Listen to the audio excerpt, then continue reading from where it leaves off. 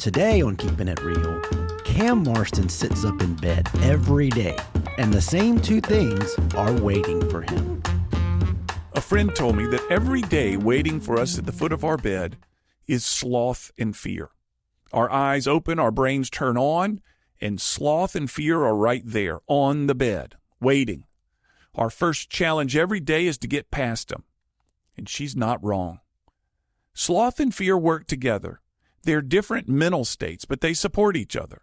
I'm afraid of what might happen today or sometime in the future, so I won't move. I'll stay right here in bed. It's predictable here, we say.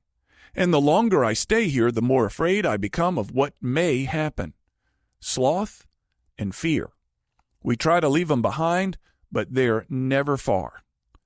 Sloth is not as much my problem as is fear.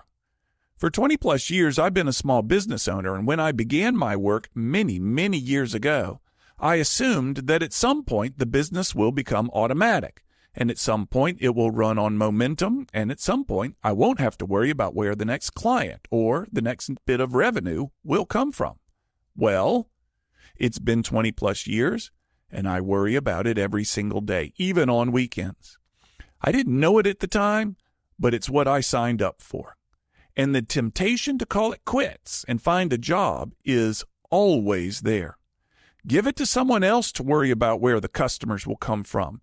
Let someone else worry about revenue and pay estimated taxes and make payroll and all that. The idea has strong appeal. However, I know deep down inside that I'd be miserable. I'd want to make my own decisions, to chart my own course, to take the calculated risks I deem appropriate to grow the company. I don't do well working for others, and I have a number of former employers who would nod enthusiastically in agreement.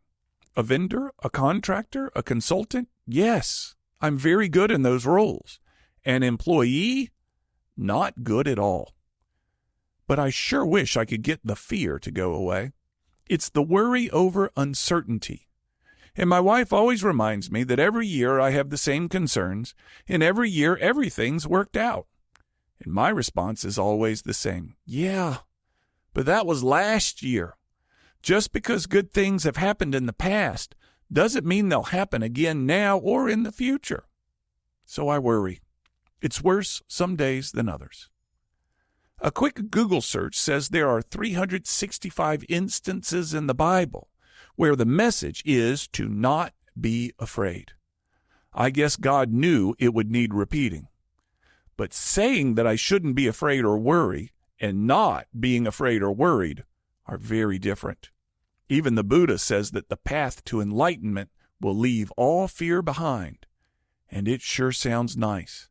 And maybe it's all something I should look into. If I could just muster the courage to get out of bed. I'm Cam Marston, and I'm just trying to keep it real. To hear more commentaries, search for Keeping It Real with Cam Marston on your favorite podcast app, or follow Cam Marston on social media.